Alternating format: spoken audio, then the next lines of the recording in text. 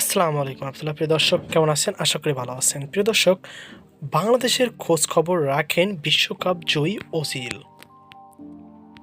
প্রিয় দর্শক, জার্মানির বিশ্বকাপ জয়ী ফুটবলার মেসুত ওজিল।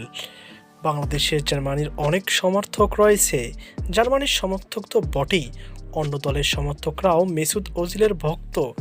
তার ভদ্র মানবিক আচরণ ও মুসলিম জীবনযাপনের অন্য সবার চেয়ে তাকে ভক্তদের যে আলাদা করে রাখে। সেই ওজিল আকস্মিকভাবে আজ বিকেলে ঢাকা বিশ্ববিদ্যালয় সফরে আসেন। বিশ্বকাপ জয়ী তারকা ওজিল বাংলাদেশে এসেছেন একেবারে নিভৃতে।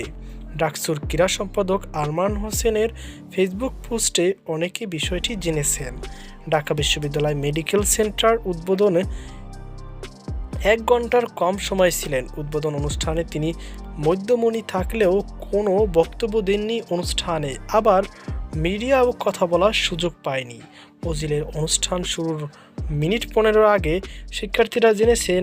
এরপরও কেউ ক্লাস বা অন্য কাজ ফেলে মেডিকেল সেন্টারে উদ্বোধন অনুষ্ঠানে গিয়েছিলেন। এক ঝলক ওজিলকে কাছ থেকে কয়েকজন কাছাকাছি দূরত্বে ছবিও তুলতে পেরেছেন। ডাকসুর ক্রীড়া সম্পাদক আরমান হোসেন ও বিপি সাদিক কায়েম অবশ্য খানিকটা কথা বলার সুযোগ পেয়েছেন ওজিলের সঙ্গে। ওজিল ঢাকা বিশ্ববিদ্যালয় ক্যাম্পাস ত্যাগের পর ডাকসু বিপি সাদিক কায়েম তার আগমনের প্রেক্ষাপট নিয়ে বলেন, আজকে আমাদের ঢাকা বিশ্ববিদ্যালয় মেডিকেল সেন্টার উদ্বোধন ছিল।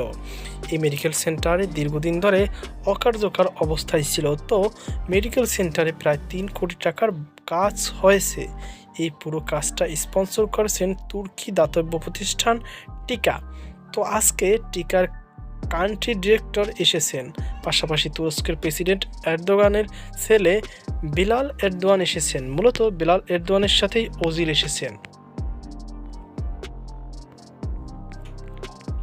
ঢাকা বিশ্ববিদ্যালয়ে আসার আগেই সকালে একটি অনুষ্ঠান ছিল। সেই অনুষ্ঠানে অনেক তরুণের সঙ্গে ছিলেন কায়েম ও আরমানরা। বাংলাদেশ নিয়ে আগে থেকেই ওজিল ধারণা রাখায় খানিকটা বিস্মিত কায়েম।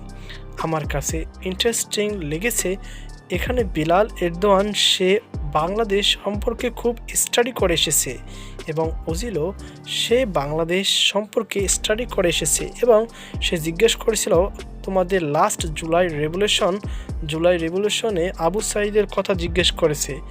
তো সব মিলিয়ে মোটামুটি ওয়েল ইনফর্মড, তার কাজ করতে চায়। এবং আমি বললাম ওজিলের বাংলাদেশে ব্যাপক ফ্যান বেজ আছে, খুব পছন্দ করি আমরা তাকে এবং তার খেলার শৈল্পিকতা।